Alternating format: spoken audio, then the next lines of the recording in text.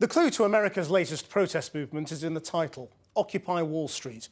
3 weeks into their attack on what they see as corporate greed, the organisers are hoping to attract thousands today as the trade unions join a march through New York City. Matt Fry joined them to find out why they think the Arab Spring could inspire an American autumn.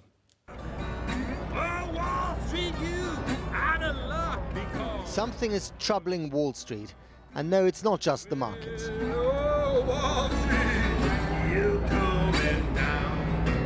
It's an alien presence at its doorstep. Even the tourists have taken note. A caravanserai of discontent parked within earshot of the world's most powerful bankers for 3 weeks now. It's a constant reminder to the men and women looking down of what they already know from the opinion polls. Main Street hates Wall Street, but it's also fed up with government and so much else. There's the crowd here that you might expect to find, and then there are those that you might not.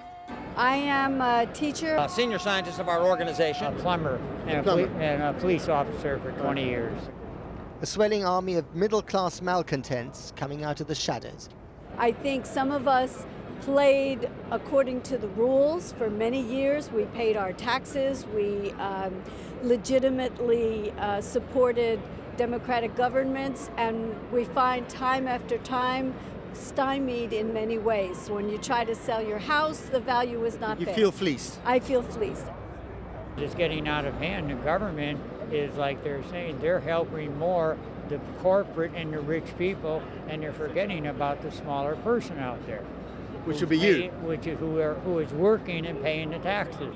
Bankers and others are looking down upon you, and they're just having a good old laugh. Yeah. What do you say to them?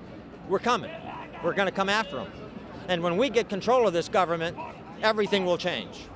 Judging from the supersized sandwiches and the catering area, they're here for the long haul. Even the zombies need to eat. Got bailed out. We got sold out. This movement has no leader and no specific aims. That may be its biggest weakness. But they have tapped into a much broader sentiment, and they're very good at spreading the message with all the tools of the web. Okay, so it's not exactly Tahrir Square in Cairo, and this isn't exactly the Arab Spring. But they do have something in common. Most Americans have probably never been angrier with their banks, with their government, with the institutions that they once used to trust than they are right now. The question is whether this crowd constitutes the beginning of something much bigger. We want our country back. The protests are certainly spreading. This is Boston outside the State Assembly. In sunny LA, they've camped in front of City Hall. And back here in New York, there's been a turning point. The labor unions are now beginning to weigh in. We were told you work hard, you go to college, you get a job. You work hard, you go to college now, there's no jobs because the folks up there that you say are staring down on us made sure that all the work is going overseas. There's no work here for anybody. And that's a sense of exasperation that folks are incensed about, and rightfully so. And do you really think that these protests will bring the jobs back? I think that these protests will have the potential to significantly alter the mindset of the politicians in Washington that continually enact policies that are detrimental to American working families. So what do the suits on Wall Street think? You might be surprised to hear this.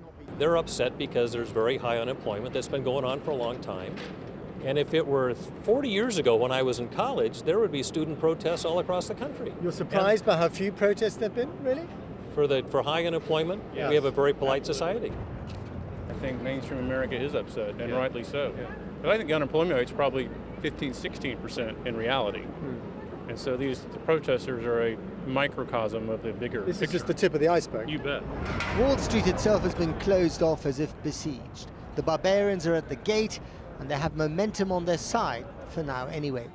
Well, the Tea Party movement is to the right, these people are to the left, and thus to President Obama. An insurgency snapping at his heels. Yeah, Do you think that this will spread? I do. I think it will spread. I think it's about time. We need another American Revolution. Don't be surprised. This is, after all, the year when anger is all the rage. Matt Fry, Channel 4 News, New York.